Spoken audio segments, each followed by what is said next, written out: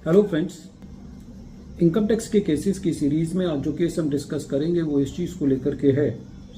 कि यदि एसएससी एक प्राइवेट लिमिटेड कंपनी है और एसएससी अपने डायरेक्टर से कोई अनसिक्योर्ड लोन लेती है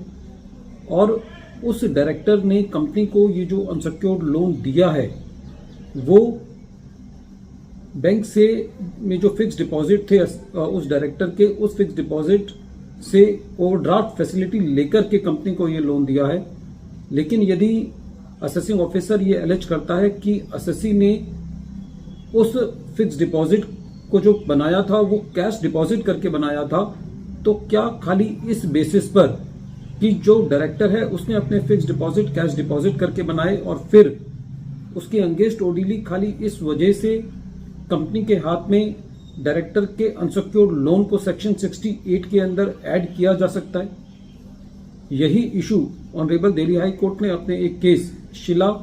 overseas private limited versus principal commissioner of income tax and another के केस में डिसाइड किया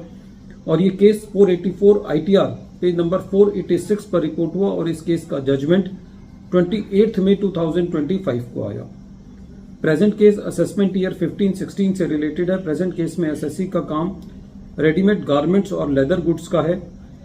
एसएससी ने during the financial year relevant to the assessment year 15-16 अपने दो डायरेक्टर्स से टोटल 83 लाख का लोन लिया। एक डायरेक्टर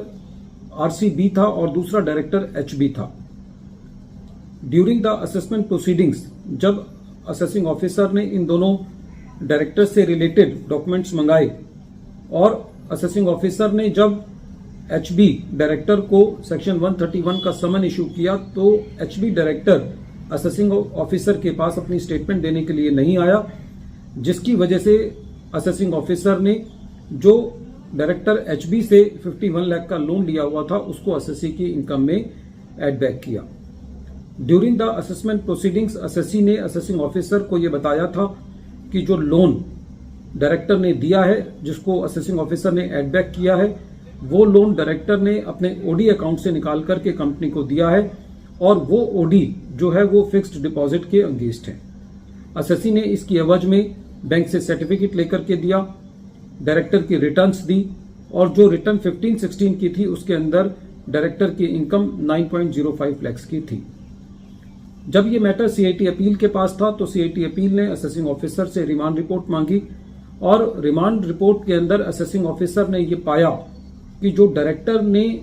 फिक्स्ड डिपॉजिट बैंक में किए थे उस फिक्स्ड डिपॉजिट को करने में जो डायरेक्टर था उसने अपने कैश डिपॉजिट किया था और जिसकी वजह से CIT अपील ने इस बात को लिखते हुए उस एडिशन को कंफर्म किया जिसको ट्रिब्यूनल ने भी कंफर्म किया। जब ये मैटर दिल्ली हाई कोर्ट पहुंचा तो कोर्ट का सबसे पहले ये कहना था कि जो सेक्शन 68 है उसके अंदर 1 अप्रैल 2023 से ये बात आई थी कि एसएससी को अनसिक्योर्ड लोन्स के सोर्स का सोर्स प्रूव करना है, क्योंकि एसएससी का केस असेसमेंट ईयर 15-16 से लागू है तो वो प्रोविजो एसएससी के ऊपर एप्लीकेबल नहीं होता। उससे पहले सोर्स को सोर्स प्रूव करने की जिम्मेवारी खाली शेयर एप्लीकेशन मनी के केस में, शेयर कैपिटल के केस में या शेयर प्रीमियम के केस में थी या किसी एनी अदर अमाउंट जो कि इस नेचर का था। कोर्ट का ये कहना था नोसाइचर एसोसिया का जो सिद्धांत है वो प्रेजेंट केस में एप्लीकेबल होता है और क्योंकि शेयर कैपिटल, शेयर प्रीमियम